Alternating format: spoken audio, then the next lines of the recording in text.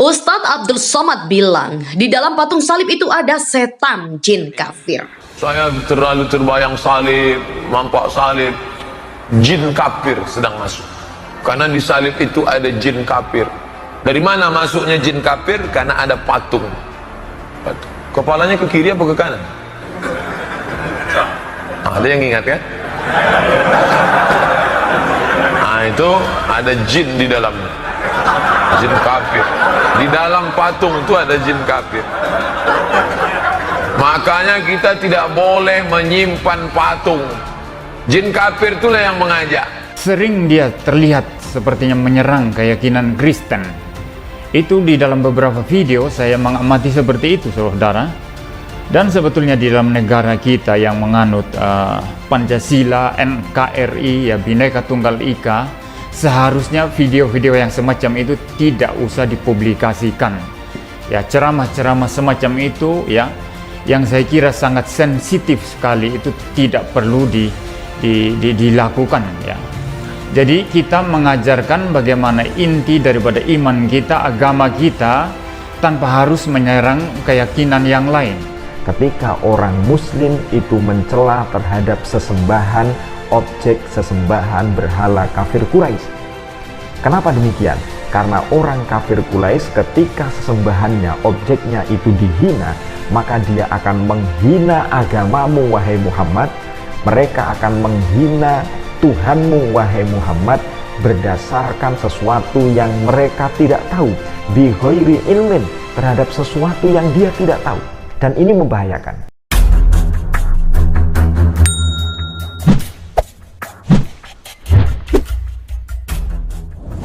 Pendakwa Ustadz Abdul Somad sebut dalam patung salib itu ada jin kafir.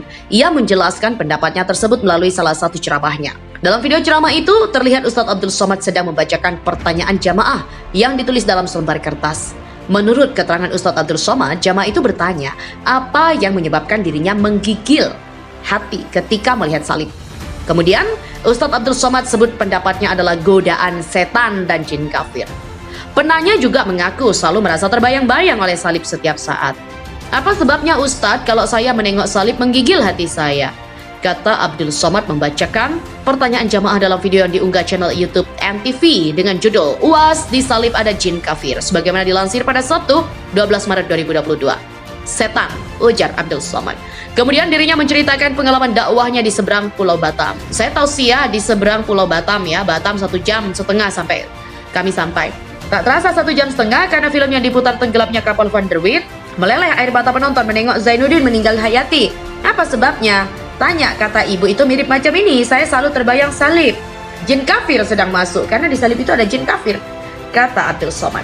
Dari mana masuknya jin kafir? Ya karena ada patung, kepalanya ke kiri atau ke kanan. Apa sebabnya Ustadz? Kalau menengok salib menggigil hati saya, setan.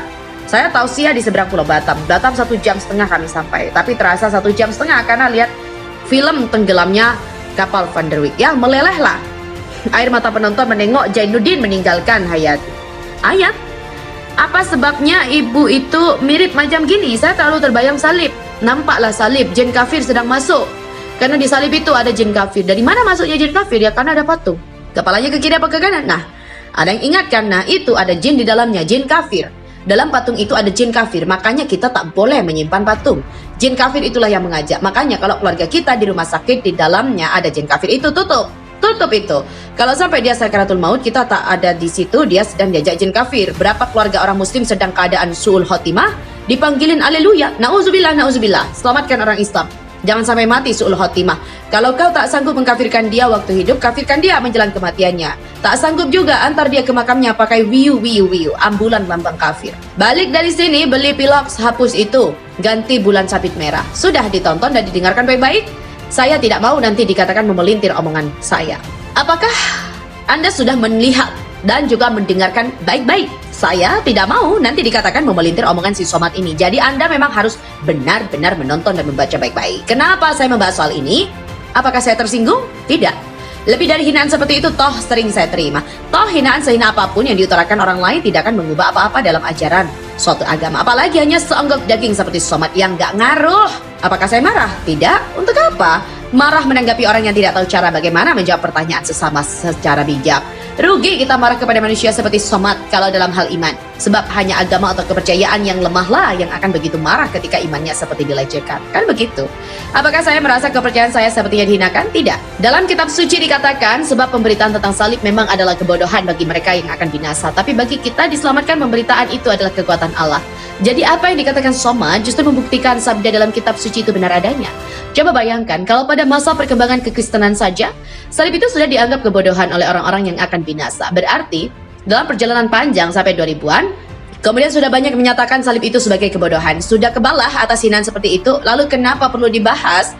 Jawaban Somad ini menurut saya adalah jawaban yang paling goblok dari seorang yang katanya pemuka agama. Saya justru kasihan kepada orang-orang Islam yang mendengarnya. Beberapa banyak orang Islam yang akan tersiksa ketika melihat salib karena perkataan si Somad. Hitung saja sendiri. Saya pernah ditanya seorang anak didik mengenai kisah Muhammad yang menikah berkali-kali dan menikahi anak di bawah umur. Lalu dia mengatakan bahwa Muhammad itu pedofil, suka kawin dan lain sebagainya. Saya menggunakan cara Somad. Sampai kapan hati anak itu dipenuhi buruk sangka? Saya tak sanggup membayangkannya. Maka kala itu saya menjawab, meskipun sepertinya tidak memuaskan, Muhammad kawin berkali-kali pasti ada alasan. Yang saya tahu dia kawin demi menyelamatkan orang yang dikawininya. Tapi apapun alasannya, kita tak bisa menghakimi orang lain berdasarkan sesuatu yang kita sendiri tak yakin.